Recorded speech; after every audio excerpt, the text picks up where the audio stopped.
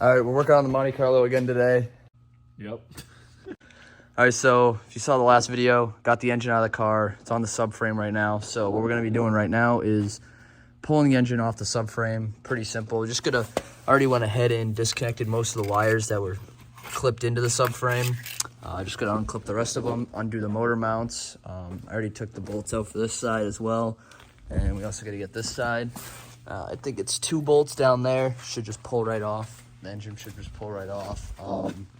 And then we have to swap a bunch of stuff over from this engine, like the wiring harness, fuel rails, a bunch of stuff like that, onto the new one because they are, I think they're a year apart or something, and they switched the wiring harnesses around, throttle body, fuel rails, supercharger's different, but we can keep the supercharger on the other one. Just need a throttle plate adapter, which we already ordered, so I'm gonna go ahead, pull this off the subframe, and then start pulling everything off this one for the new one. All right, so we got all the wires disconnected from the subframe, and we got the mounts unbolted as well, and we also had to pull out the axles since we're pulling out the tranny and the engine off the subframe at the same time. And now I think we can just go ahead and lift it up with the crane, and it should be all set. Let's see.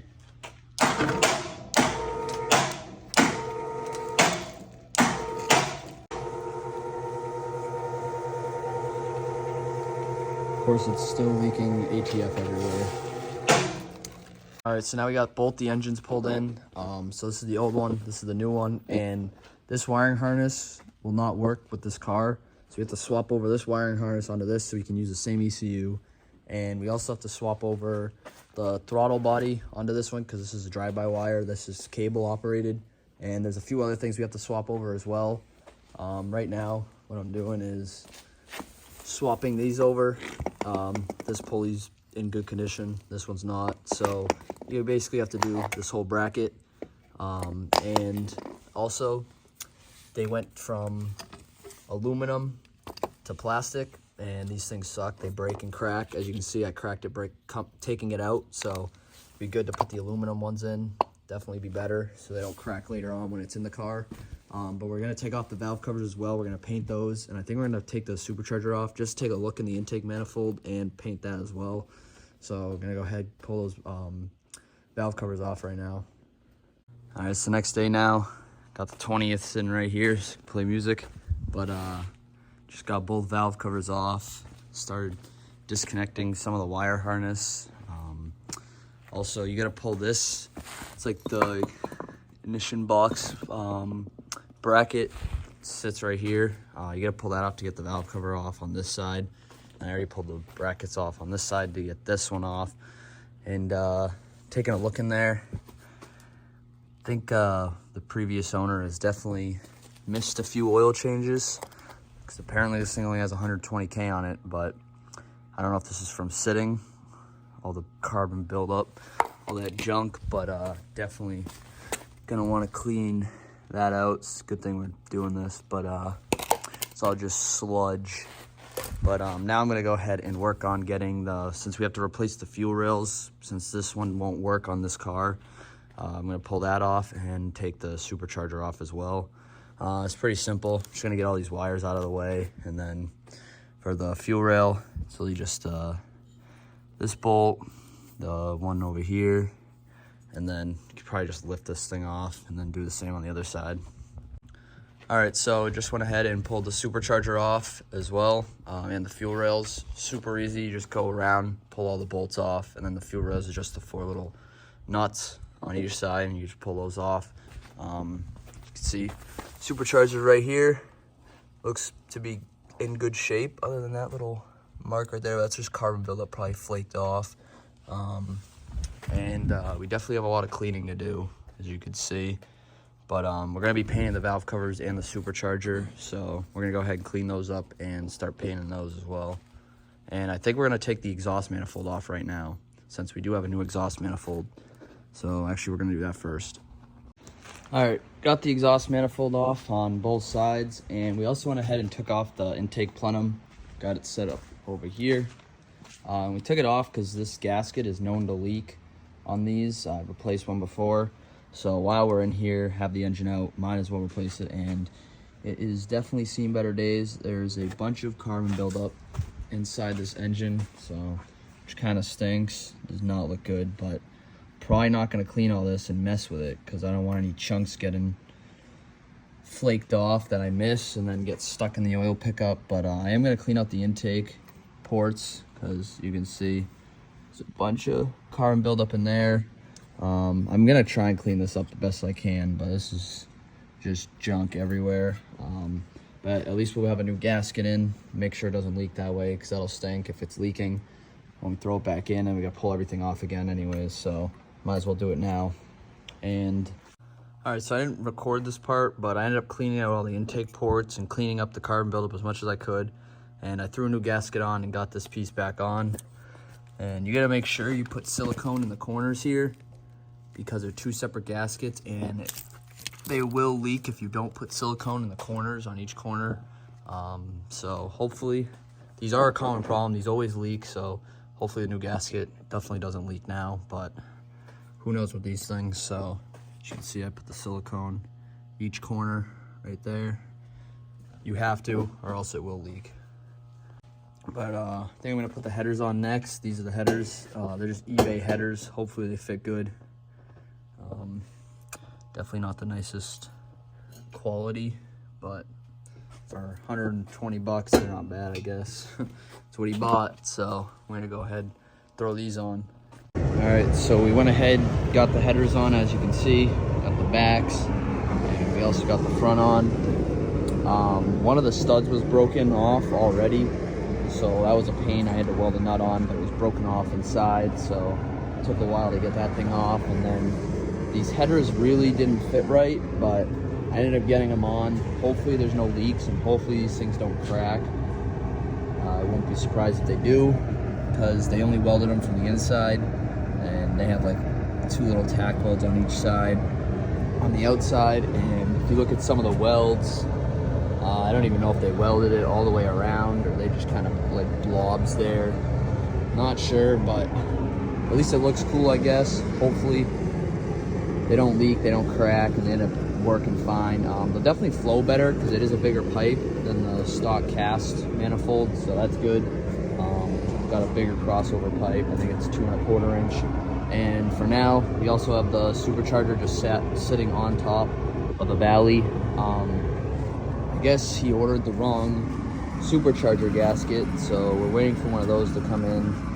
And we also got the old throttle body with the adapter plate onto the new engine supercharger. Since they are 2 different superchargers, this one's supposed to be better than the one that came out of the car originally. That's why we bought this engine from the junkyard. But you do need to switch back to the old throttle body for the harness to work. So we already got the adapter plate. Already set that up, put it all on. And another thing is we have the valve covers over here drying in front of the heater. That's why it's super loud in here right now. But they came out pretty good. I think they look kind of cool.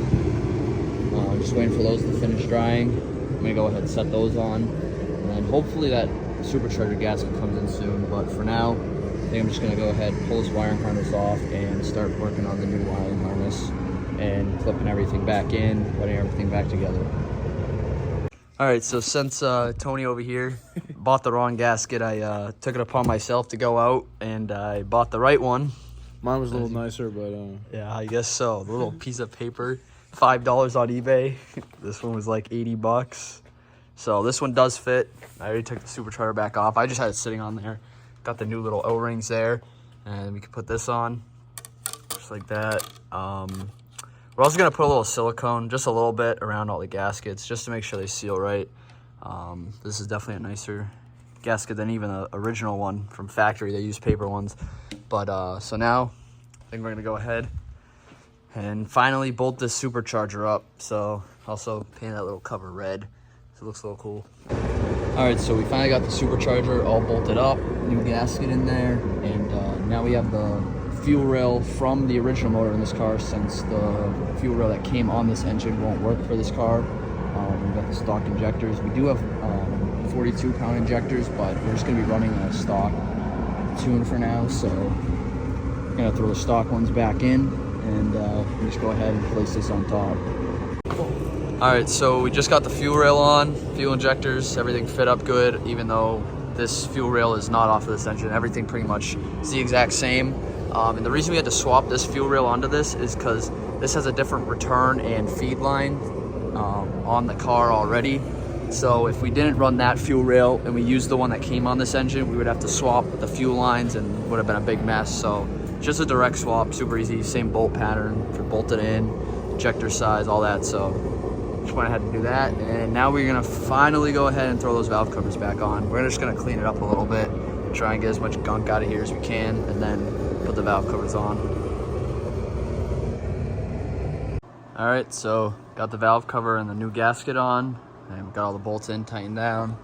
We also got this bracket on, got this bracket on, this bracket on, and a few other little things, and just pulling off this wiring harness. Just held it by this last bolt. Everything else is disconnected now, and then we can swap over the other wiring harness onto this engine and put it on the subframe. It's got a few more things I got to put on, but for the most part, it's almost ready for the subframe. And got Diesel here, just chilling, shop dog. But yeah, let's get to that. All right, so got the wiring harness on. These ones are the ones that connect to the car. So some of these I can't connect yet. Like this one, there's a few O2 sensor wires over there. And then this one's the power wire, you can see. And we also got this bracket on with where the heater core hoses go, and this little pulley, the tensioner pulley. And just gonna put this bolt in, but we got these two in. And got Diesel over here, just hanging out. But this thing's coming together little by little. Oh, there he comes. What are you doing? All right, so we got the subframe in the shop now, and we're gonna go ahead and finally put the engine back on it. And it's pretty simple. Just gonna line these bolts up with the transmission, and then these two bolts line up with this bracket down here, and it's on the subframe. Pretty much that's it. All right, so as you can see, got the subframe on. We also went ahead and put the axles in on both sides. And this thing, I think it's finally ready to put back in the car. Looks pretty cool now. A lot better than it did before. Not bad for a junkyard engine. I just gotta hope it runs, so we're gonna see. But that's gonna wrap it up for this one. Next video, we're gonna be putting it in the car, show you guys how to do that, whatever, and see if this thing starts. All right, so I lied. We actually just went ahead, put spark plugs in. These are Autolite 104s. I guess that's what they recommend for what this setup's gonna be with the smaller pulley. And just put a new oil filter on. We put a few plugs on vacuum lines we don't have to use, like right there. Also, instead of dropping the oil pan or the transmission pan, we're gonna do that later when we can actually put it in the car and actually flush the torque converter the proper way. But we did stick a hose down the oil check tube, I guess you could call it, and that's what the transmission fluid looked like. It's probably not good. So at least we got most of it out. We got like 5 quarts, I think is what it was. So we're gonna fill it back up with 5 quarts of new oil once we get in the car and we have the transmission lines attached. But just thought I'd fill you guys in with that. And then we will actually flush the tranny the correct way once it's in the car and we can actually drive it and whatnot. Because there's no drain bolt for the transmission. You just have to pull the pan off, which is annoying, but that's Chevy for you. So that's why we're not doing it right now. Oil's already drained out of the engine, so we gotta put new oil in.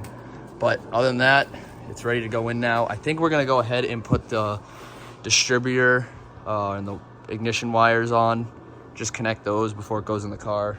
Figured it'd be easier to do it out of the car, I think. I don't know, but so we're gonna go ahead and do that right now.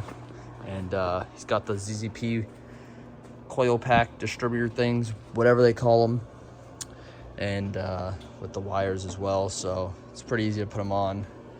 Just bolts on right here. I think it's these 3 bolts, and we go ahead and do that. All right, got the engine flipped around now since this is the front. We gotta push it in anyways, but got these on, got the big bracket on, got the tensioner, another pulley on, and all the ignition wires on as well. And I think it's ready to finally go in. There's a few little things that we're gonna do when it's in the car. Obviously AC compressor, power steering, alternator, all that stuff. we're gonna put on once it's in the car. But I think that just about sums it up for putting this thing back together. All right, so that's gonna actually wrap it up for this one. Stay tuned for when we put this thing up and this thing finally runs again, hopefully. Right, Tony? Peace.